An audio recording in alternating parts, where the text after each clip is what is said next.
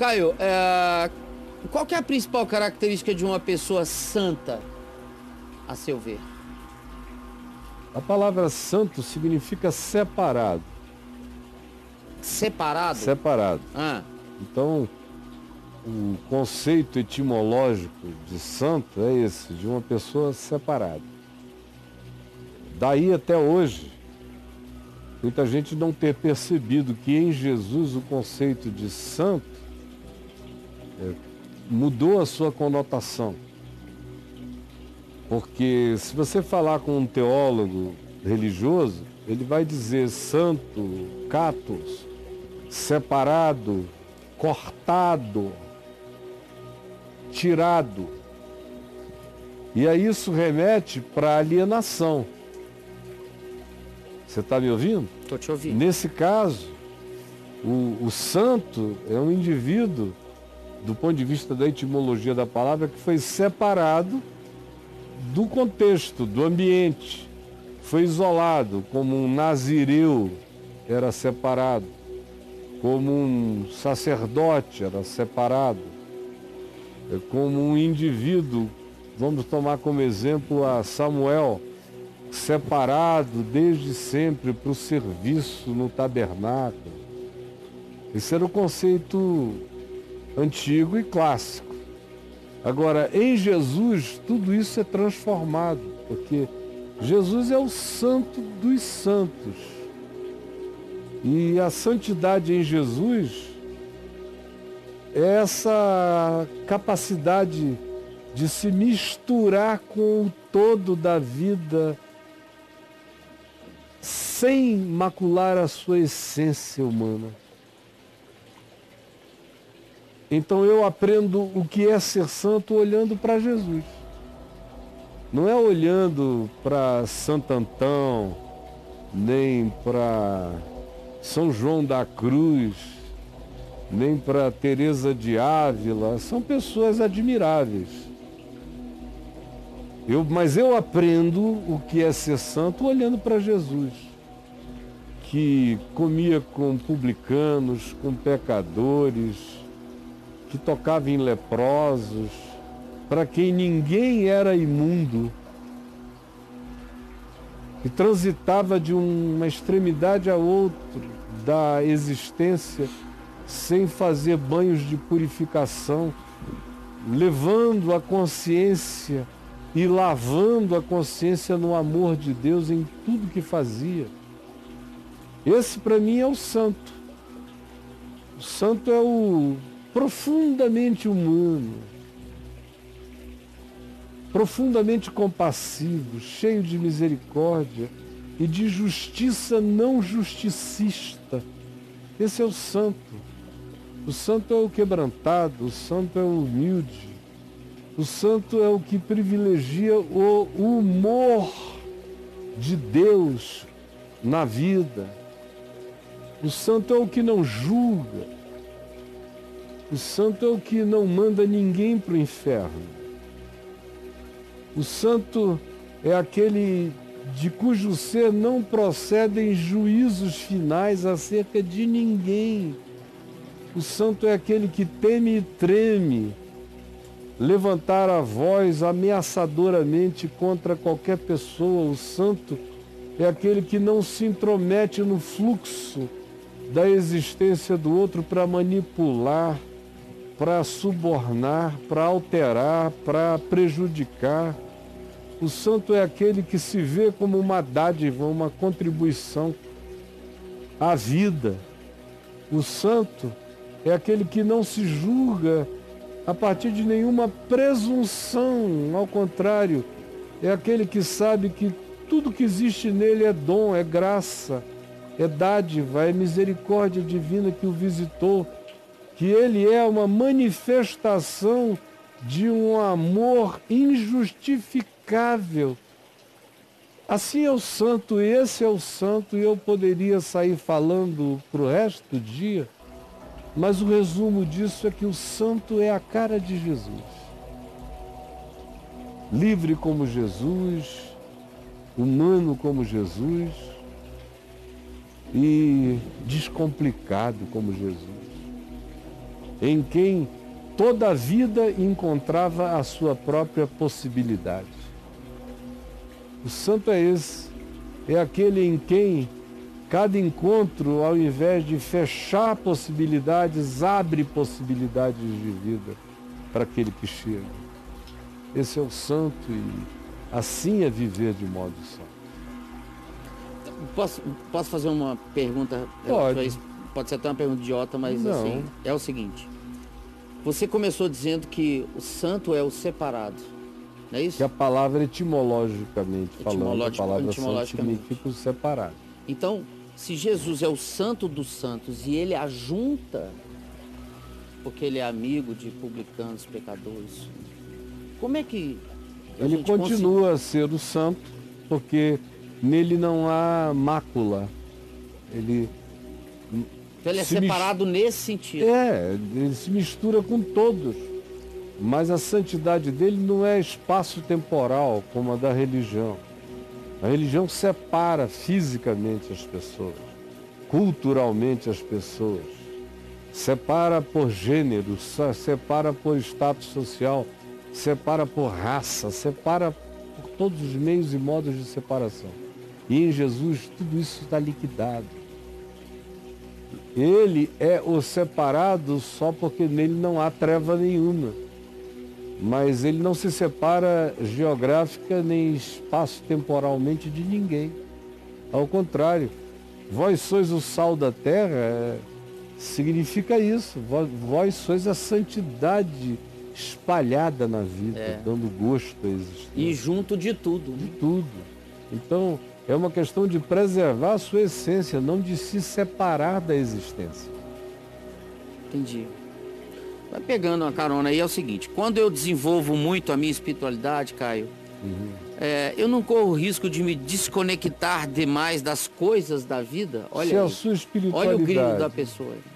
Se a espiritualidade dele ou dela é entendida e interpretada como separação, a alienação é inevitável, como a gente viu na história da religião.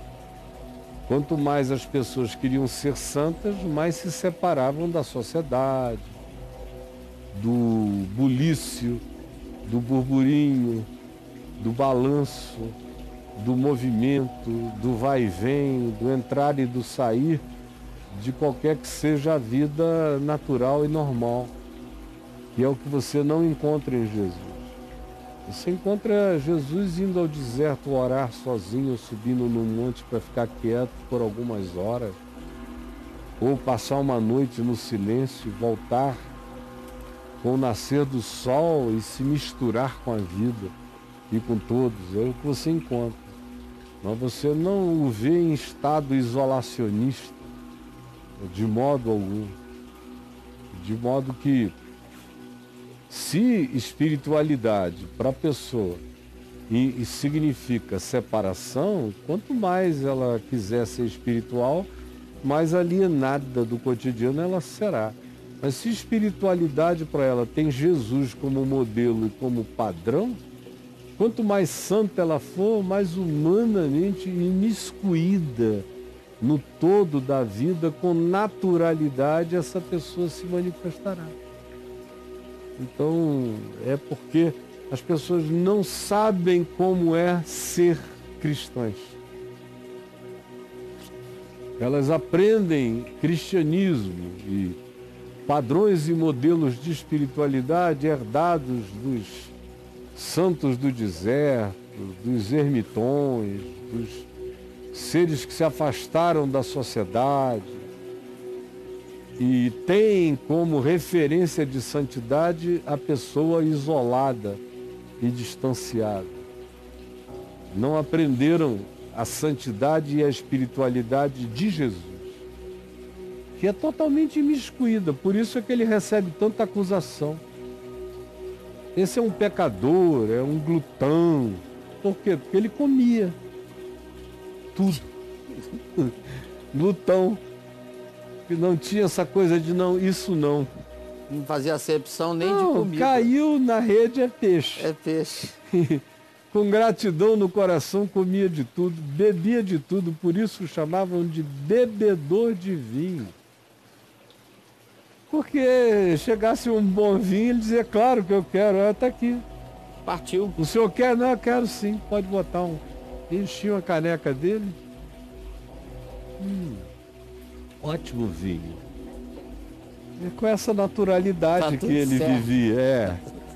E se você olha para ele, aí você vê que você será tão mais espiritual quanto mais humano você seja, porque a verdadeira espiritualidade no Evangelho é definida e marcada pela mais profunda e aguçada humanidade. Porque do ponto de vista do Evangelho, ser humano não é ser a pessoa que comete todas as burrices da vida. Como em geral a gente vê as pessoas dizerem, mas eu também sou humano. Sim. Para dizer, foi por isso que eu dei um soco, eu não aguentei mais, aí enchi os córneos. Eu sou humano. Sou humano, tá pensando o que de mim? Sim. Não, eu comi mesmo, mas também era uma gostosa que não dava para evitar, afinal eu sou humano. Exatamente.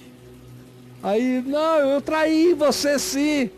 Você estava sem me pegar há 2 anos, eu fui ficando numa carência, encontrei aquele garotão lindo, eu dei mesmo, e daí?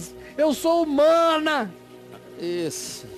Então, o ser humano, entre aspas, se tornou quase que algo que tem a ver com o consentimento com o pior da nossa natureza.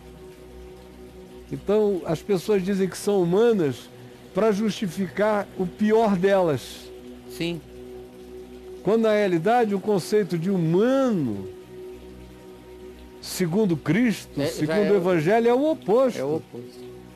Eu tenho em mim a capacidade de não ser o bicho, de não ser a besta, de não ser só instinto. Ser humano é ser maior do que o instinto, ser maior do que a besta, ser maior do que o ânimo predador. Ser humano é ser divino na terra. E quanto mais humano eu seja, mais divino eu me manifestarei. Porque a dimensão humana é exatamente essa, é o que manifesta o lado humano de Deus e o lado divino do homem. Isso é ser humano. Mas as pessoas não querem entender o óbvio do Evangelho. É o contrário. É o contrário do que se usa para justificar a desumanização. O cara diz, eu sou humano, para justificar a sua desumanização. Se ele fosse verdadeiramente humano, ele teria lutado e conseguido, porque nenhuma dessas coisas que a gente diz que se entrega a elas porque a gente é só humano, nenhuma delas são absolutas, nenhuma delas é definitiva. Todas elas são vencíveis. Todas elas podem ser postas para trás de nós. A gente pode passar por sobre elas. Como diz Paulo, que a nenhum de nós veio nenhuma tentação que não fosse humana. Não fosse humana. 1 aos Coríntios, no capítulo 10. Ele diz isso, não veio sobre nenhum de nós qualquer tentação que seja uma coisa sobre-humana, não. Tudo aquilo que eu experimento, eu posso vencer. Não existe nenhuma tentação que chegue tão poderosa que se alegue então que se tratava de algo invencível. Eu cedo ou eu não cedo. Mas Paulo diz aqui em 1 aos Coríntios 10, 13, não vos sobreveio tentação que não fosse humana. Assim dizendo, ele está afirmando que tudo que me chega como tentação, eu tenho o poder de resistir e de vencer. Não vos sobreveio tentação que não fosse humana. Mas Deus é fiel e não permitirá que sejais tentados além da vossa humanidade, além das vossas forças. Pelo contrário, juntamente com qualquer tentação que nos venha, todas elas vêm no escopo e na dimensão humana, Deus provê livramento, saída, oportunidade, de sorte que nós possamos suportar, seja o que seja o que for. O resto é papo furado, é mentira de nós para nós mesmos, é auto-engano. É.